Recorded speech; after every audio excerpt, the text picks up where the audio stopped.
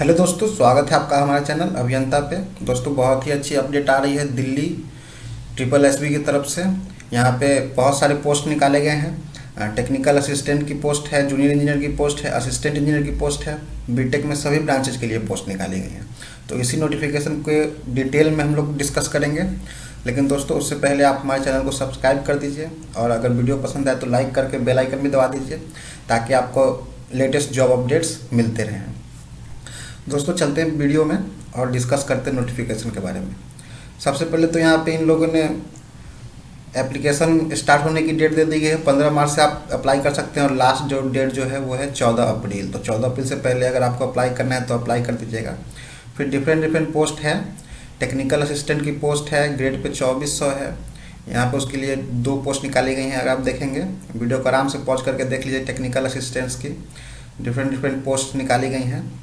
लेकिन जो हमारा मेन जो हमारा वैकेंसी है वो है असिस्टेंट इंजीनियर और जूनियर इंजीनियर की। तो यहाँ पे देखिए दोस्तों, assistant engineer electrical and mechanical 4600 grade pay post है। दिल्ली जल बोर्ड में बी ग्रेड की जॉब है और आपको टोटल पोस्ट यहाँ पे 14 है। ठीक है। वहीं बात करें जूनियर इंजीनियर इलेक्ट्रिकल और मैकेनिकल की भी, तो यहाँ पे भी आपको 62 टोटल पोस्ट है। ग्रेड पे 4200 रखी गई, ये भी दिल्ली जल बोर्ड में है।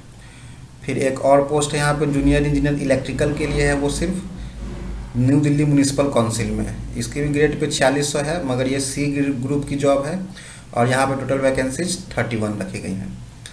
आप डिफरेंट पोस्ट इसी तरह देख सकते हैं। कारपेंटर की भी है, असिस्टेंट फॉरमैन की भी है, सिक्योरिटी सुपरवाइजर की भी है। ठीक है। आगे दोस्तों अगर हम लोग बात करें तो यहाँ पे एसेंशियल क्वालिफिकेशन क्या क्या होनी चाहिए ये सब दे दी गई हैं। जैसे कि अगर आप बात कर लेते हैं टेक्निकल असिस्टेंट पब्लिक हेल्थ की, तो यहाँ पे आपने अगर 10 पास किया है और डिप्लोमा है आपका 2 साल का रेगुलर इसी फील्ड में, तो आप बिल्कुल अप्लाई कर सकते हैं। या फिर आपका बीएससी किया है आपने इसी फील्ड से, तो आप अप्लाई कर सकते हैं। यहाँ पे आपको पे स्केल 2400 की रहेगी और ये ग्रुप सी की पोस्ट है। तो ये सब सारी पोस्ट है टेक्निकल असिस्टेंट्स की। आप आराम से वीडियो को पॉज करके या फिर जो मैं ऑफिशियल नोटिफिकेशन डिस्क्रिप्शन में डाल दूंगा वहाँ से डाउनलोड करके देख सकते हैं।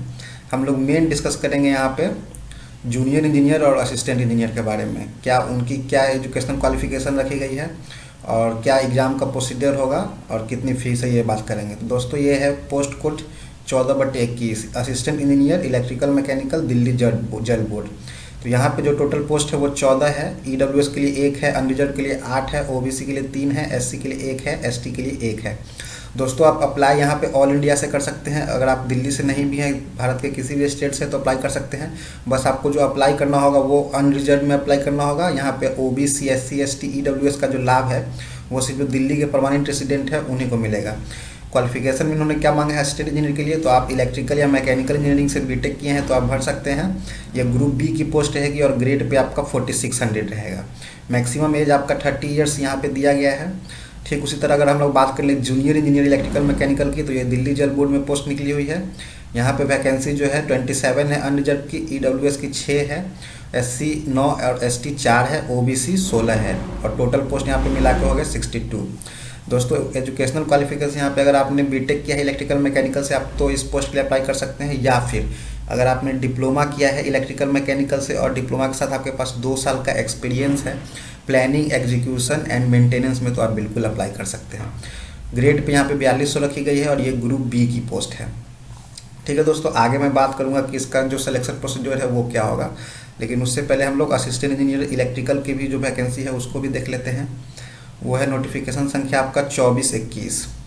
यहाँ पे देखिए जूनियर इंजीनियर इलेक्ट्रिकल की वैकेंसी एक और अलग से भी निकाली गई है। तो यहाँ पे ओबीसी के लिए 15 है, एसटी के लिए 8 है, ईडब्ल्यूएस के लिए 8 है। यहाँ पे अनरिजर्व की कोई वैकेंसी नहीं निकाली गई है।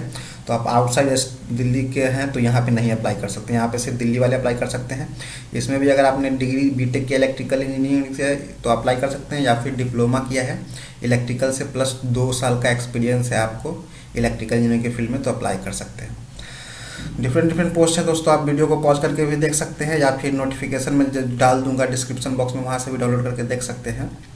वहीं बात करें हम लोग दोस्तों अगर सिलेक्शन प्रोसीजर की, तो नोटिफिकेशन संख्या 1521 और 1421 और 2421, मतलब कि जूनियर इंजीनियर इलेक्ट्रिकल मैकेनिकल और जूनियर इलेक्ट्रिकल की जो वैकेंसी है उसको सिलेक्शन करने के लिए आपको एग्ज़ाम जो है वो 2 टायर में देने होंगे।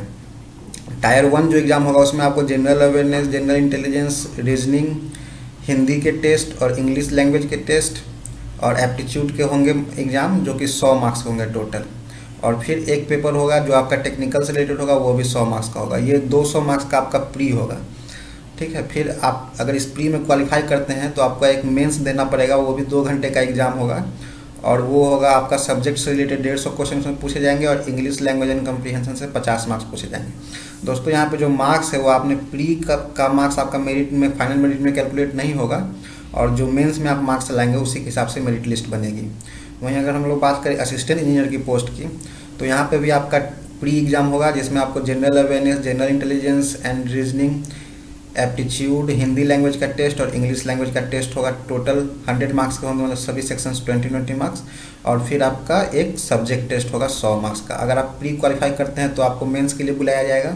मेंस में 200 मार्क्स का आपका सब्जेक्ट का पेपर होगा और 50 मार्क्स का आपका डिस्क्रिप्टिव होगा, मतलब कि रिटन एग्जाम होगा इंग्लिश में, एस्से लिखने का या लेटर राइटिंग ये सब लिखने का। अगर आप क्वालिफाई करते हैं मेंस तो आपका मेरिट लिस्ट बन जाएगा और आपको ज्वाइनिंग दे दिया जाएगा। ज्वाइनिंग जो है जो आपको सिर्फ मेरिट लिस्ट मेंस के आधार पे ही बनाया जाएगा।